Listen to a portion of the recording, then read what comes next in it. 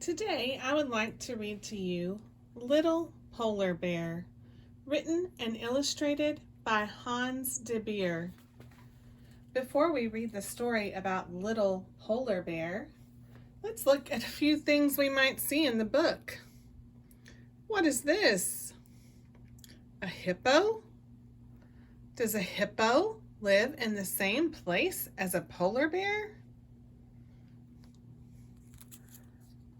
And what is this? What kind of lizard changes colors according to its environment? A chameleon. Does a chameleon live in the same place as a polar bear? And a seal. Does a seal live in the same place as a polar bear? Let's read about The Little Polar Bear, written and illustrated by Hans de Beer. This is the front cover of the book. What is Little Polar Bear doing on this page before the title page? Is that something you've seen little polar bears do before? Can you make a prediction about what you think will happen in this story? Let's read and find out if we can confirm or deny your prediction. Oh my, I'm getting nervous about what Little Polar Bear is going to do. And what's that on Little Polar Bear's back? We better find out what's going on. It was a big day for Lars. He was going with his father on his first hunting trip. Lars was white all over, just like his father.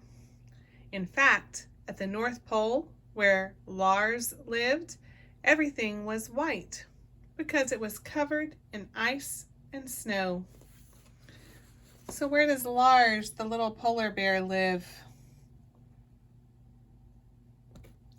If we check the text, it says that he lived at the North Pole.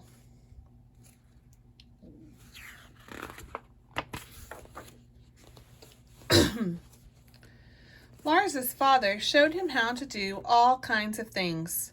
Follow tracks, swim, and dive. He talked and talked, and Lars listened silently, paying close attention. Once, his father disappeared underwater and stayed so long, Lars began to worry. But when his father finally reappeared, he had a big fish for supper.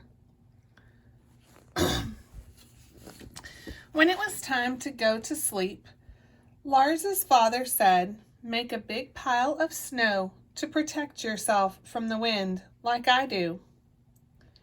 Lars was proud of his pile, but he was also very tired.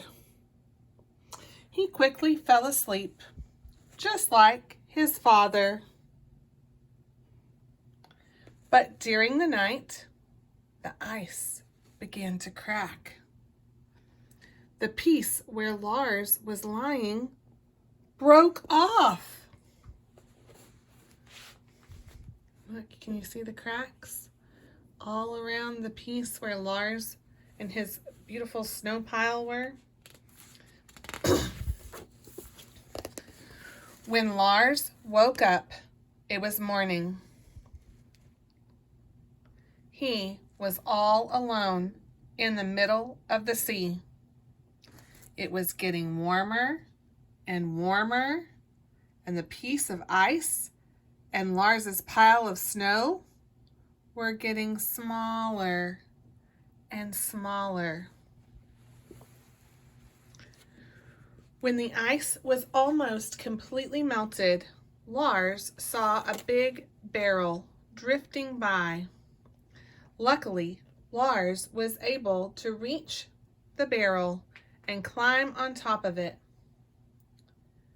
Then a storm began to rage. As Lars clung to the bobbing barrel, he missed his father and his pile of snow more and more. What do you predict will happen to Lars now? Has the prediction you made at the beginning of the story been confirmed or denied yet?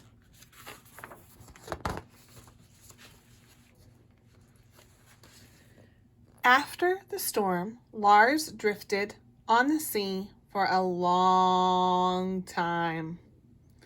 At last he saw land, but could not see any snow or ice. Almost everything was green, and the sun was very warm. Lars carefully slid off the barrel and stepped onto the beach. Does this look like the place where polar bears live to you? Look at this beach that Lars is stepping onto. You think a polar bear can survive in a warm, sunny beach area? The beach was hot and yellow. It burned Lars's paws. He ran to a river nearby, but just as he was about to plunge in, a very big tan animal sprung out of the water. "Boo!" it said. Lars quickly ran to hide. What is that very large tan animal? It's a hippo. "I was only joking," called the big tan animal. "I'm Henry the hippopotamus. Who are you, and why are you so white?"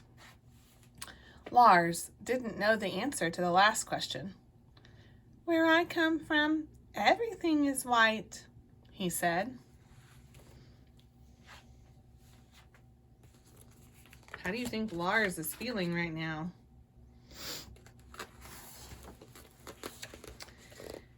He told Henry about his long journey and asked him how he could get back to his father. Henry listened sympathetically, but he seemed confused. He wiggled his ears and squirmed, finally said, "The only one who can help you is Marcus the Eagle. He has traveled all over the world. He will know where you came from and how you can get back there.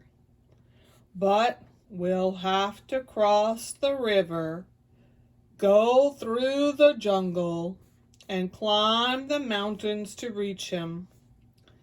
Lars was happy to go, but when he looked at the river, he said, The only problem is that I can't swim very well yet." "No problem at all," said Henry and laughed. "Climb on my back. I won't sink." Do you think there's ever been a time where a polar bear rode on a hippo's back in real life?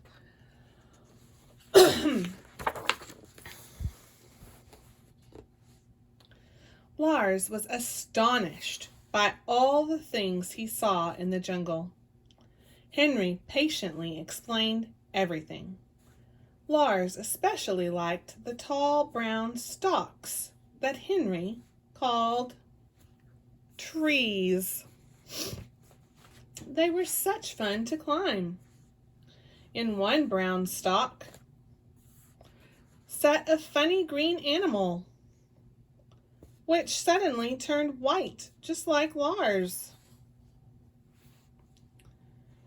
"It's a chameleon," Henry said. "It can change its colors." Lars thought that was a handy thing to be able to do. What else is Lars seeing for the first time? Do you think they have butterflies at the North Pole? Why would they not have butterflies at the North Pole?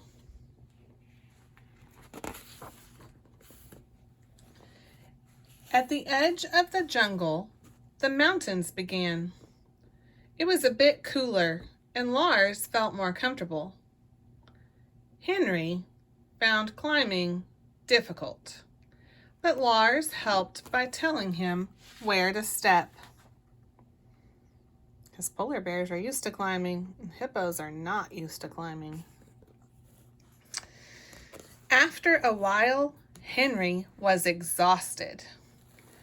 "That's enough for today," he said. "Tomorrow we will continue. Let's rest here and look at the nice view." As Lars looked out over the land and sea, he began to feel homesick. "Cheer up," said Henry. "You'll be home again soon." Have you ever felt homesick? Where were you when you felt homesick?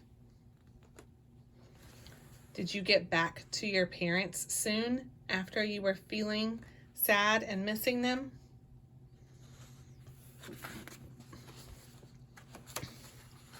The next day, they climbed higher. Henry had to stop often to catch his breath. But at last he called, "Here comes Marcus." A huge bird swooped down near Lars. Lars ducked. "Don't be afraid," said Henry. "Marcus seems gruff, but he's really quite friendly." Henry said good morning to Marcus and politely explained why they had come. The eagle looked at Lars and then said, "Well, well, a polar bear in the tropics. You're a long way from home, aren't you, young man? Fortunately, I can arrange your passage back. Tomorrow morning I will have Samson fetch you from the beach." "Thank you very much, sir," Lars said shyly. Who did the eagle say would take the polar bear back home? Let's check the text for the answer. Tomorrow morning I will have Samson fetch you from the beach. Have we met Samson in this book yet? I wonder who Samson is. Do you predict that Samson will be a person or an animal? Why do you think Lars has to go all the way back to the beach to meet Samson? Let's find out. The next morning, Henry and Lars met Marcus at the beach. Right on time, said Marcus proudly, as a huge gray whale arrived. Although Henry was happy for Lars, he was also sorry to see him go. "Take care of yourself," he said sadly. "Thanks for everything, Henry," Lars called as the whale swam away. Marcus flew along a bit to set them on their way. Henry stood alone on the beach. He kept watching for a long time after Lars and the whale had disappeared. What is this whale's name? That's Samson. Can you believe an eagle was friends with a whale and the eagle asked the whale to come take Lars the polar bear back to the North Pole? Really, it's very smart because whales are one of the few animals that can swim or go naturally all the way from where it's hot to where it's cold. There's Henry, watching for a long time as his friends swim away. Lars the polar bear on the back of Samson the whale, with Marcus the eagle setting them on their way. Do you think Lars will make it back home safely? Samson swam a long way until they were surrounded by ice and snow. "We must be near your home now," he said. At the same moment, Lars called, "There he is! My father! Father! I'm back!" Lars's father couldn't believe his eyes. There was Lars riding on top of a whale. Lars's father was very tired from looking for Lars, but he wasn't too tired to catch a big fish for Samson to thank him. Samson waved as he swam away. Like he waved his big fin, shot out of his blowhole as he swam away. "And now," said Lars's father, "we must go straight home because your mother is very worried." If you were gone that long, would your mom be worried? How do you think Lars is feeling being home? How do you think Lars's dad is feeling now that he's home?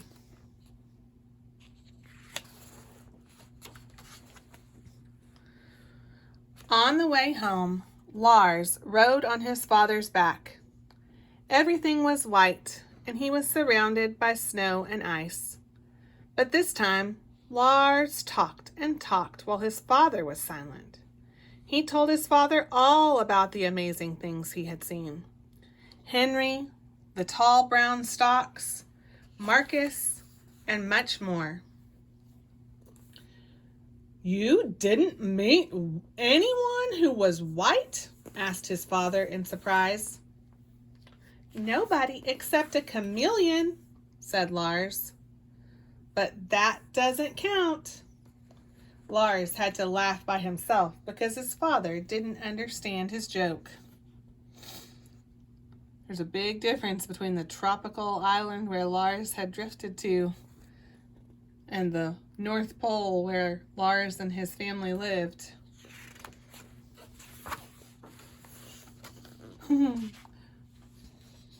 What is Lars eating? A banana. Do bananas grow where it's hot or where it's cold? Bananas grow where it's cold. That's right. And so a polar bear in real life would never eat a banana because they don't grow in the place where polar bears live. I hope you've enjoyed this story of Little Polar Bear, written and illustrated by Hans de Beer. And I hope that you will come back for more read-alouds.